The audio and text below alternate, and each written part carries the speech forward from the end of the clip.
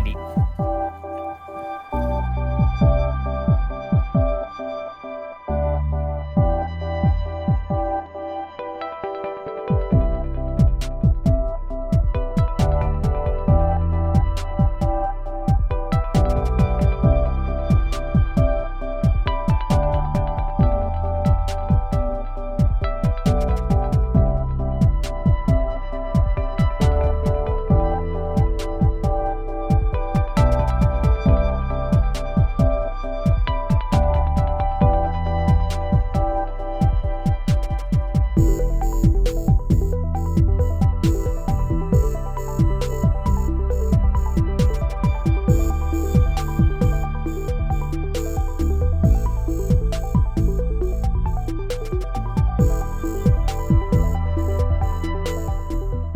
Hey guys, change of scenery. We're out on Harstein Island today. We're going to be going after gaper, or sometimes called horse clams. Now, we're at the top end of the negative tide, so it's supposed to be -2.5 today. And generally you won't start getting into the horse and gaper clams until it's -1.5, -1. So we've got a little bit of time to settle in here. But there are 3 things that you need to check before you go after clams in Puget Sound, especially these big horse clams and gaper clams. First is there's this strange thing in Washington State where people can actually own tidelands. They can be private. So you need to check your maps, make sure that you're on public tidelands that are, secondly, open to harvest. So some tidelands are open seasonally to protect resources on there, whether that be shellfish resources or protect wildlife that are utilizing that stretch of beach. So check with WDFW. And then third thing you need to check is for health closures. So sometimes there's pollution spills and there can be various toxins associated with shellfish, and the Washington Department of Health does a very good job of coming out and testing these beaches regularly, testing the shellfish, making sure that if you came out here and ate them, you would not get ill.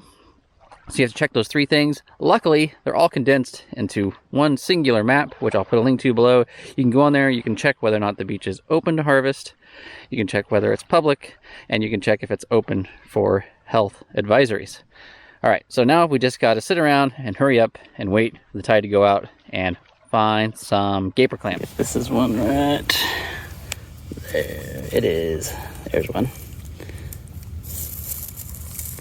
Very subtle. So one thing I remembered is we'll shove a stick down along their siphon until it stops. It hits the top of their shell. Then you know exactly where they're at. You can dig along the side, along the stick, until you can find the clam. So now I know about how deep that guy is, about 1 foot deep.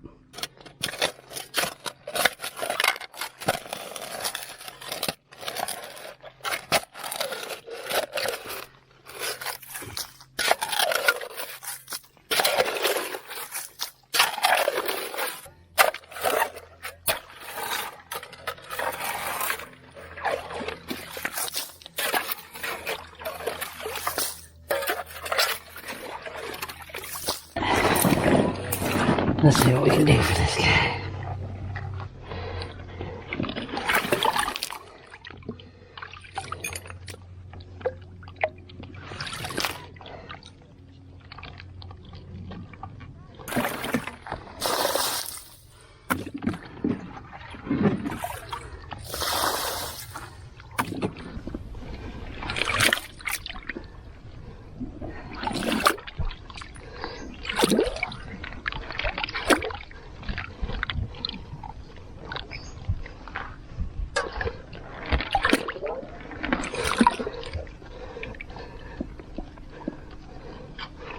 There he is. He's coming. I got him.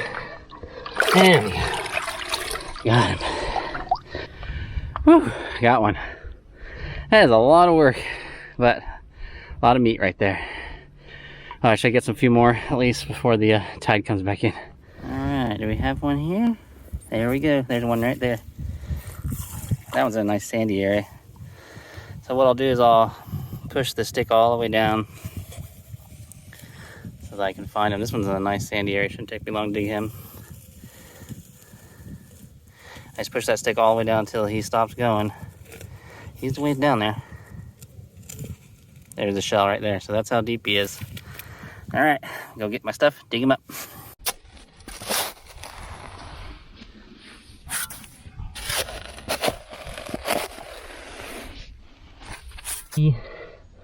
Oriented kind of in that direction. Just working this bucket down top of this guy.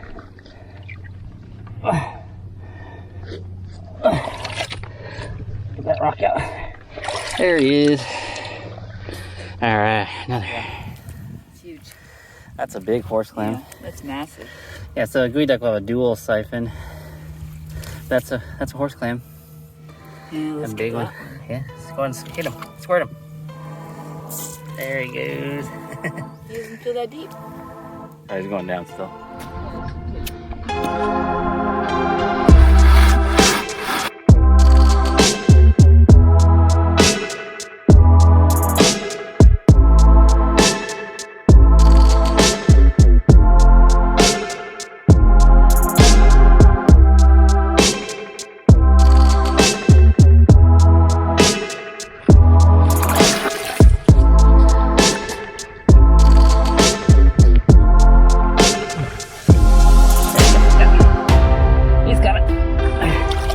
That's a big one.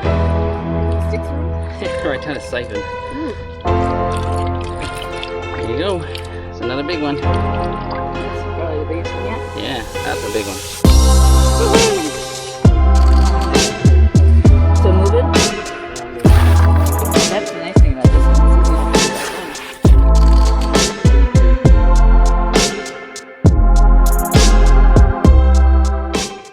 one. Alright, so we've got 11. It's 14 limit for 2 people, so it's been 7 a person. Alright guys, there's a big one.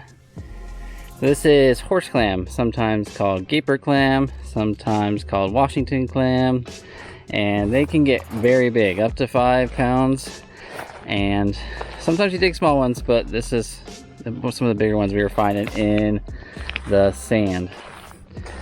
So you can get quite a bit of meat off that, the neck, the mantle, and the digger foot. I'll show you how we clean these when we get home. So it was our second day out here, so I thought I'd go over some of the equipment. We got our full limit today. Let's go over some of the equipment we used. We learned quite a bit the first day since we hadn't done this for several years. We had to learn ourselves, which is part of the fun experience of it. So let's go. Okay, so the basic things you're gonna need is a shovel, especially if you're gonna dig any of the clams in the gravelly beds. If you're gonna dig them in the sand, then a bucket with the bottom cut out, and I put some heavy duty rope on it to help me pull it out of there. Works really well from helping the side cave in. Small shovels will help to pry out some of the gravel, and then a pair of heavy duty like garden or rubber work gloves just to protect your fingers. The first day I didn't do that and it tore up my hands pretty good. So in order to help clean the clams by purging them or self-purging, keeping them alive until we clean them, we just threw them in a bucket here. We got some ice packs, and we grabbed some salt water out of Puget Sound on the way home, and that'll keep them happy. If we're going to keep them for several days, you'd want to put a bubbler in there, but we're just going to keep them for 6-8 hours, help them clean out a little bit, and then we'll go ahead and process them. You can see we got a bunch of different sizes, some that are not so big, and some that are tiny, and some that are huge, so not too bad. Okay, so now that we've got home, we need to quickly process our clams. We kept them in the cooler nice and cold with ice packets and seawater. We want to get them out of the shell and processed before they die, because they're not edible after they die. All right, and the key pieces of meat that we're looking to harvest here include the abductor muscles that hold the shell closed, the digging foot, the neck, and the mantle. So we'll go ahead and get this popped open, and I'll show you how I do that. Okay, so the first thing we're gonna do is we're gonna cut the abductor muscles. So I recommend a little paring knife for this, just something thin and flexible. And we want to release the abductor muscles down here at the base of the clam. So you can slide the knife in along the shell there, and cut down towards, and you'll see that release.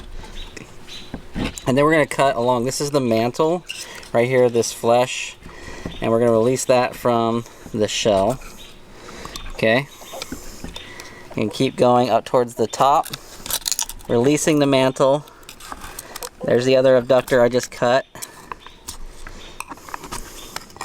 And just keep working your way up towards the neck. We should be able to peel away this side of the shell now. Okay, so let's look at the parts of this clam here. Let me cut this a little bit more, free this away. Okay, there we go. But basically what you have here is the mantle, which is this fleshy part that comes down here. My chicken's really curious if she's gonna get a snack out of this. There's the mantle here. These are the gills and the stomach. And then there's the digger foot right there. So we're gonna eat this mantle, these abductor muscles right here. You can see there's a big chunk of it right there too. And then the neck we're also going to. So you can just rinse this sand away lightly with fresh water. Sometimes you'll find little crabs in here too that live inside here, little pea crabs. It's okay, they don't actually cause any damage to the flesh. Okay, so now we need to do the same thing on the other side of the clam. So I'm basically going to slide this knife down along and release. You can see the foot underneath here. I'm going to work back up and clear this clam off of the shell. Then you just pull them away and you can toss that shell out. I'll probably grab a little bit of this mantle right here, throw it in there. Okay, so the first thing we can do is cut the mantle at the base of the siphon. So we'll just cut that away. And then we're going to cut all of the stomach and guts away from the siphon. Now this we need to soak overnight, either in cold water in the fridge, or you can freeze and thaw it, and then we'll be able to peel this away easy. Otherwise, trying to take this skin off is very, very challenging while they're fresh. Okay, so we've had these soaking overnight in fresh water in the fridge. We also have the frozen ones here in the bag. So here's the ones that soaked overnight in the water. They peel, but they don't peel great. So I'll probably end up freezing these. Here's one that we froze, and the ones that are frozen peel really, really easy. So I think that's probably what I'd recommend, is freezing rather than soaking overnight. Then you just want to cut the siphon off. That's a bit chewy and tough. Makes really good bait for surf perch and for crab. And of course you can see the two valves there, because it's a bivalve. Okay, next we want to harvest all this mantle meat right here, and there's the abductor muscle right there. It looks like a scallop, a poor man's scallop, I guess. We're going to go ahead and just pull that away and throw that into a bowl. Now we need to get the foot. Now this is mostly just stomach in here. This is all gills. I don't want that, but I can show you what that stomach looks like. Some people will clean this out, but I will just show you what that looks like when we cut into there. So let me just cut this way, and there's all the stomach contents.